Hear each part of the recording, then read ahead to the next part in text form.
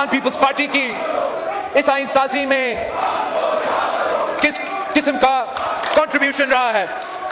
Along with the establishment of constitutional courts, the Pakistan People's Party appreciates the government of Pakistan for accepting our demand کہ جو نیا آئینی عدالت بنے گا اس آئینی عدالت میں تمام صوبوں کا برابری کا نمائندگی ہوگی. یہ ایک تاریخی اچیومنٹ ہے جناب اسپیکر. یہ چارٹر ڈیموکریسی کا ایک حصہ بھی تھا اور ہم یہ وعدہ پورا نہیں کر سکے.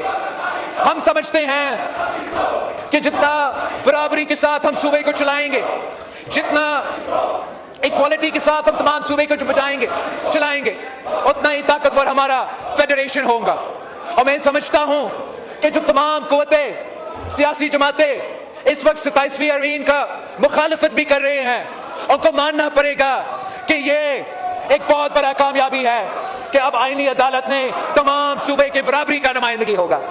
جناب اسپیکر, جب قائد عوام شہید ذوالفقار علی بھٹو کو تخت دار پہ چڑھایا گیا, ان عدالتوں نے عدالتی قتل کیا تھا, تو اس وقت اس بینچ پہ برابر کا نمائندگی نہیں تھا اور اس ملک میں پاکستان نے بہت برا امپریشن کیا, جس کی فیصلے کے نتیجے میں ہمارے وفاق کی بنیادیں ہل گئے تھے کہ ایک لڑکانوں کا وزیر اعظم کو سزائے موت کا سزا سنایا گیا اور اس سزا میں جو تمام صوبے کی نمائندگی تھی کسی ایک صوبہ کا اکثریت تھا, اور اس نہ صرف وہ فیصلہ غلط تھا, نہ صرف اس فیصلے کو ہم کنڈیم کر سکتے تھے, مگر جو ان کا اثرات وفاق پہ تھے ہم آج تک بھگت رہے ہیں. ہم وہ ایک غلطی آج ہم وہ غلطی درست کرنے جا رہے ہیں, چاہے وہ اچکزائی صاحب ہو یا کوئی ایسا سیاستدان ہو جو صوبائی خود مختاری پہ بات کرتے آ رہے ہیں, جو صوبے کے حقوق پہ بات کرتے آ رہے ہیں. ان کو ماننا پڑے گا, کہنا پڑے گا کہ ہم نے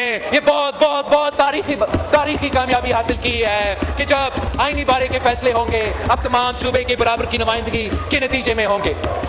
دوسرا جناب اسپیکر جو میں ویلکم کرنا چاہوں گا, ہم سب نے, پاکستان پیپلز پارٹی نے, نون لیگ کے جمہوری حکومتوں نے افتخار چودھری کے بعد سو موٹو کا اختیار بکتا, اور ہم نے دیکھا کہ کیسے عدالت نے اس سو موٹو اختیار کو استعمال کر کے کبھی ٹماٹر کی قیمت تو کبھی پوٹیٹو کی قیمت سیٹ کرتے تھے. ہم نے دیکھا کہ کیسے عدالت نے سو موٹو کہہ کے وزیر اعظم کے توہین کرتے تھے, وزراء کے توہین کرتے تھے, حکومتوں کو, الیکٹڈ نمائندوں کو امبیرس کرتے تھے.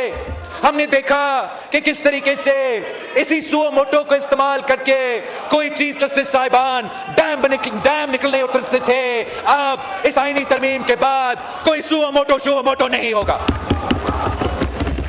جو ان عدالتوں کے پاس ایک سورڈ آف ڈیموکلیس تھا جو وہ ہر وزیر اعظم کے سر پہ لٹکاتے تھے, ہر حکومت کو ایک غیر منتخب ادارہ کو بلیک میل کرتے تھے.